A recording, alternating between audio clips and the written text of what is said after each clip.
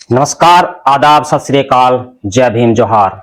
दोस्तों, कल्पना कीजिए अगर समय को पीछे घुमाया जाए, इतना पीछे कि ना इंसान हो, ना पृथ्वी, ना सूरज, यहां तक कि ना रोशनी, ना आवाज, सिर्फ एक बिंदु, इतना छोटा बिंदु कि उसे देखा ही नहीं जा सकता, लेकिन इतना शक्तिशाली कि उसे के भीतर पूरा ब्रह्मांड कैद था। और फिर एक विस्फोट हुआ, इतना विशाल विस्फोट कि उसकी गूंज आज भी ब्रह्मांड में घूम रही है।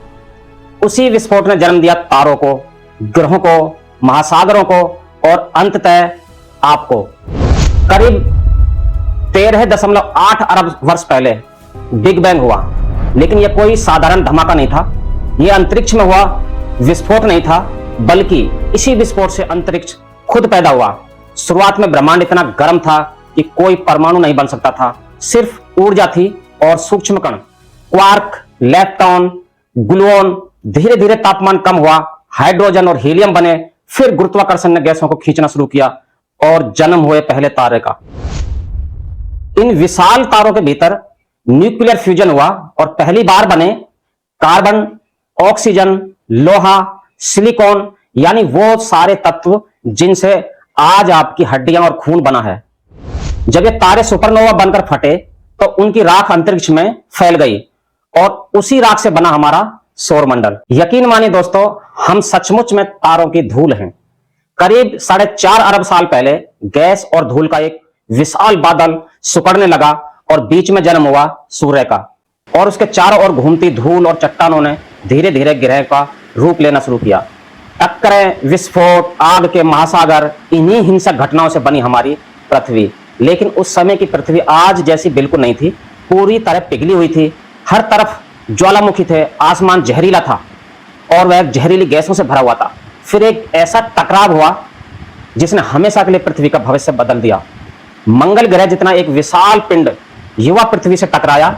उस टक्कर से निकले पत्थर और धूल धीरे धीरे जुड़कर बने चांद, जिसे हम आज प्रेम और कविता का प्रतीक मानते हैं।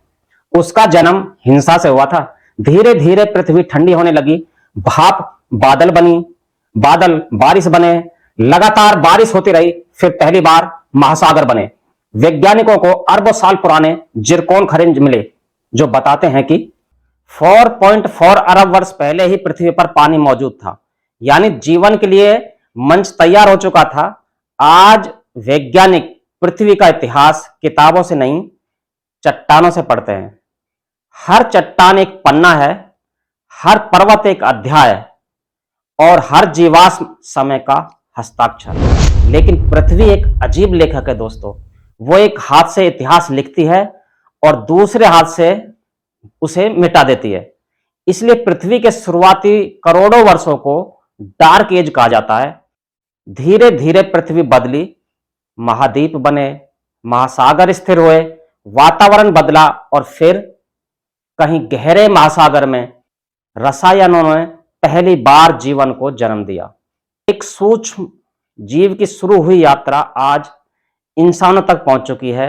सोचिए, आप जिस पृथ्वी पर खड़े हैं वो सिर्फ मिट्टी और पत्थर का गोला नहीं, ये 13.8 अरब वर्षों की कॉस्मिक यात्रा का परिणाम है दोस्तों।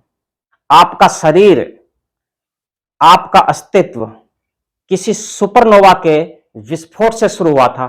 अगर इस वीडियो ने आपको अपने अस्तित्व को नए तरीके से सोचने पर मजबूर किया है तो वीडियो को लाइक करें, क्योंकि इससे ऐसी वैज्ञानिक और ऐतिहासिक कहानियां और लोगों तक पहुंचती है।